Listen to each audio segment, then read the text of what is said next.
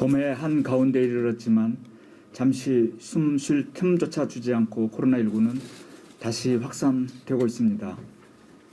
지난 1월 중순 이후 3월까지 300명에서 400명대로 정체를 보였던 확진자 수가 4월 들어 500에서 600명대로, 그리고 오늘은 700명대까지 급속도로 커지고 있습니다.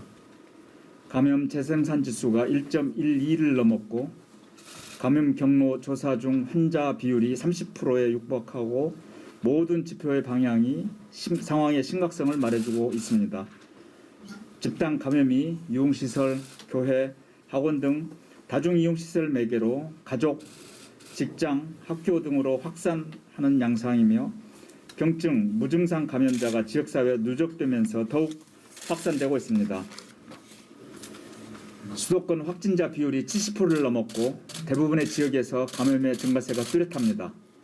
이러한 절체절명의 위기 상황에서도 거리두기 단계를 상향하지 않고 방역조치의 강화를 통해 총력을 다하고 있습니다. 거리두기 단계를 상향하게 되면 국민의 일상생활에 대한 불편은 물론 서민 경제에 광범위하고 막대하게 피해를 발생시키기 때문입니다.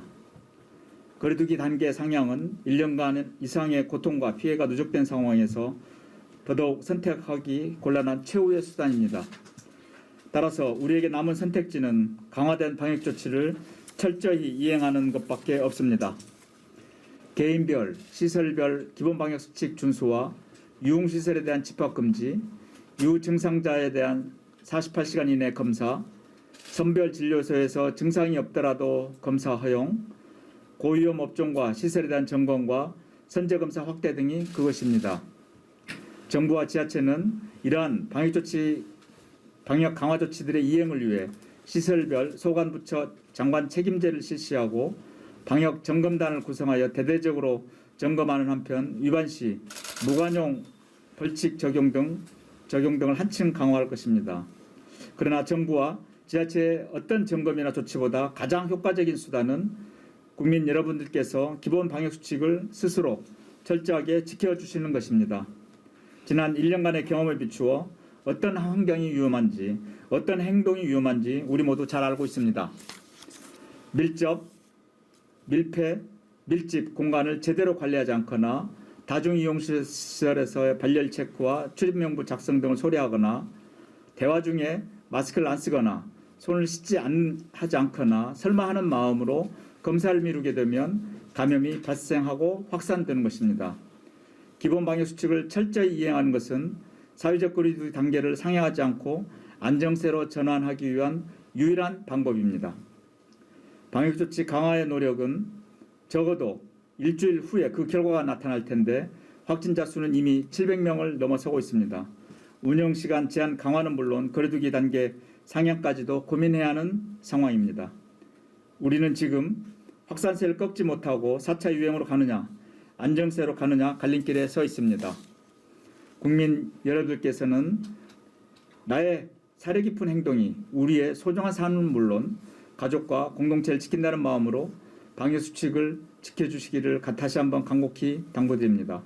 오늘 중대본 회의에서는 지역별 방역 상황과 음식점 방역관리 방안을 논의하고 병상과 생활치료센터 준비 상황도 점검합니다. 음식점에서는 마스크 쓰기가 어려워 집단 감염이 발생하기 쉬운 환경으로 음식점 방역관리자와 이용객 모두 더 각별한 관심과 주의가 필요합니다.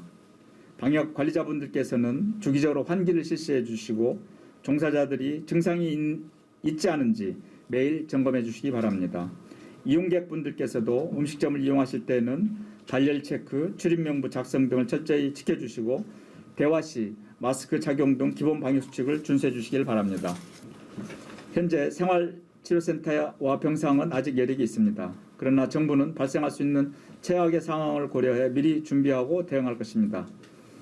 지난 3차 유행기에 병상에 다소 여유가 있었음에도 급격한 확진자 증가에 따라 배정이 어려워서 많은 피해가 발생했던 뼈아픈 경험이 있습니다. 각 지자체에서도 조금 여력이 있다 해서 준비를 미루지 마시고 한 발 더 앞서서 준비해 주시기 바랍니다. 지난 1년간 위기 때마다 모든 국민의 참여와 인내로 극복해왔듯이 코로나19와의 싸움에서 끝내 승리할 수 있도록 적극적인 참여와 협력을 부탁드립니다. 감사합니다.